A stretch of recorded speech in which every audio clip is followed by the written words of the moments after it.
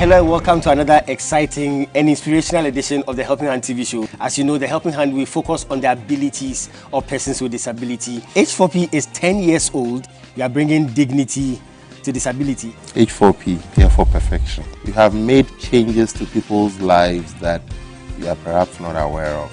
Every Saturday when I watch this show, I feel more heard. I feel more visible. I feel like somebody is speaking my mind. The show has brought enough evidence that these are awesome people who are doing great things. They are helping their families, institutions, churches, nation. Remember that disability is not inability.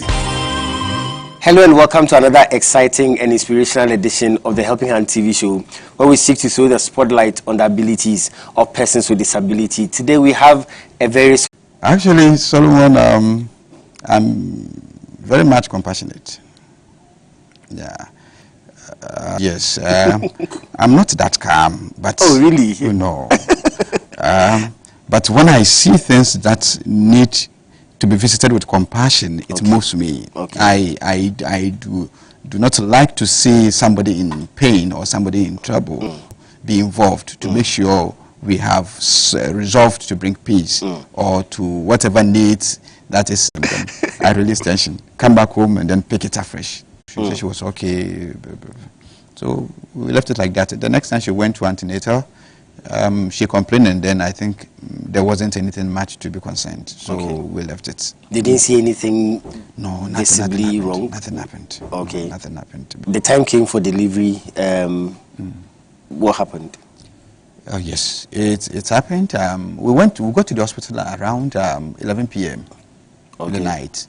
So up and up and up and down, just a little after midnight, she gave birth. Okay. No, through the normal. She had a small cut, but it went through the normal. Okay. Rona's was CS. Okay. But Harold came through the normal delivery. Nothing much. I was given some blood sample to go and test from the lab. I went quickly, came back, blah, blah, blah. The next morning, I had to go to the office the next morning because then it was a Monday. Okay. Yes, it was a Monday. We went to the hospital Sunday night. That is the 11 p.m. Sunday. So the boy came Monday by midnight. Just midnight. Okay. So the morning I had to go to work. Okay. So I was with them till the morning, and then I left the car with them because I didn't want to drive to the office. I may not know what. I thought they may discharge them and there wouldn't be a car. So I left the car with them and then joined the public transport to work. Okay. So that's what I did. But I was told when Harold was born, he didn't cry. It was when I was coming from Cape Coast, from the office. Because I called and then I was told they were still in the hospital. So I was rushing to go and pick them, then we go home. I got there and I was told we have referral to Kolebu. And the issue is he didn't cry at birth, and then he is also not suckling. Wow. These are the two problems. So we have to go to Kolebu that same evening. Wow, that's around 5 p.m. I had that news. Meanwhile, my wife was still on admission.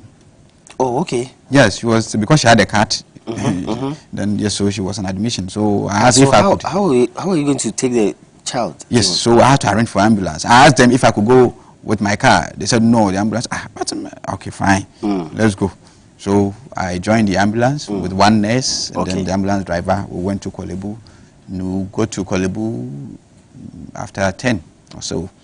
Then we went to the NICU. Did they tell you anything? Because I'm sure by that time you will be wondering what's going on. Then I was still optimistic then. Okay. Yes, cool. So I was thinking maybe by the next day or something they would do something and then he would start suckling or crying.